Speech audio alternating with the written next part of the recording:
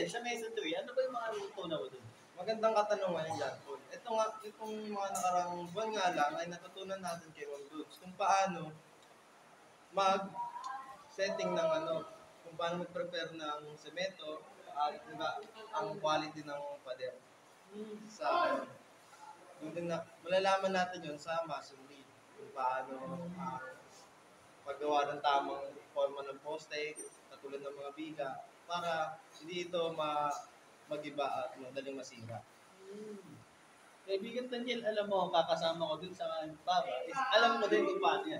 Kunyari, tapos na tayo magbukas sa kaibigan. Is meron pa siyang mga bato-bato. Para maging mapinis natin, o mas maayos natin yung pagkaka-style ng isang lugar, is meron tayong kinuha mason. Which is, siya yung nag-aayos, o nagpapa-tatag. Kumbaga, ang tinatawag is palitada. Sa tile setting naman, ano yung sabi mo sa tile setting? Ano yung naunawaan mo sa tile setting? Ayan. Na-report natin to last time. Yung tile setting is all about kung paano ang tamang pag-setting ng tile or pag-install ng tile sa lapag. Una nga daw muna dyan is yung lalagyan natin ng primer. Ayun yung parang puti, diba yun? Natin. Tapos nun, pwede natin lagyan ng semento. And then, yung sponge naman is makakatulong siya para ma-absorb